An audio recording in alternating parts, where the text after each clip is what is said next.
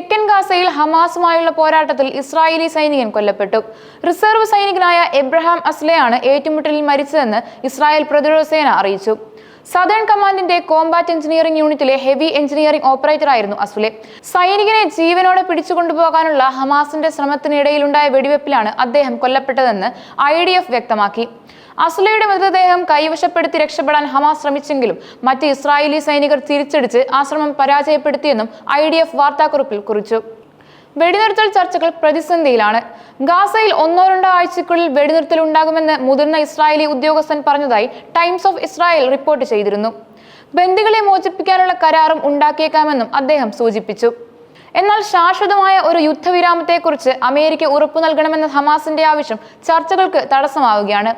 Israel പ്രധാനമന്ത്രി Benjamin Netanyahu അത്തരമൊരു ഉറപ്പ് നൽകാത്തതാണ് വെടിനിർത്തൽ കരാർ നീണ്ടുപോകാൻ പ്രധാന കാരണം. ഹമാസിനെ പൂർണ്ണമായും നിരായുധീകരിച്ചാൽ മാത്രമേ സമ്പൂർണ്ണ യുദ്ധവിരാമത്തെക്കുറിച്ച് ചിന്തിക്കുന്നു എന്നാണ് ഇസ്രായേൽ മുന്നോട്ട് വെക്കുന്ന പ്രധാന ഉപാധി. ഹമാസ് ആയുധങ്ങൾ പൂർണ്ണമായും ഉപേക്ഷിച്ചുവെന്ന് ഉറപ്പുവരുത്തണമെന്നും ഇസ്രായേൽ ആവശ്യപ്പെടുന്നു.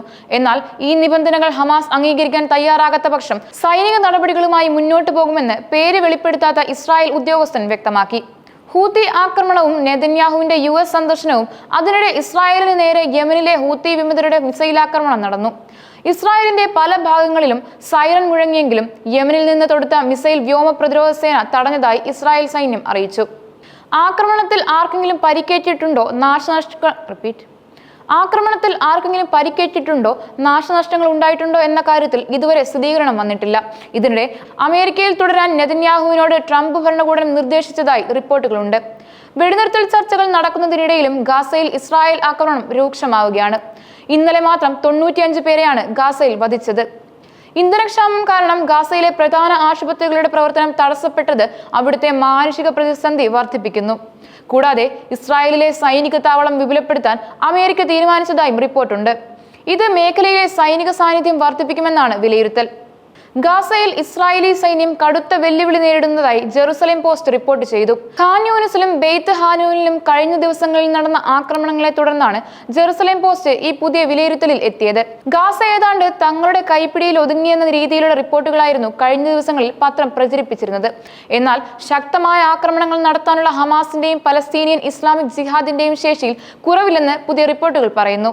ബെയ്ത്ത് ഹാനൂനിലും ഖാൻ യൂനിസിലും നേരത്തെ തന്നെ ഇസ്രായേലി സൈന്യം ഓപ്പറേഷനുകൾ നടത്തിയിരുന്നു. അവിടങ്ങളിൽ ഗറില്ല പോരാളികൾ ഇല്ലെന്നായിരുന്നു അവരുടെ അനുമാനം.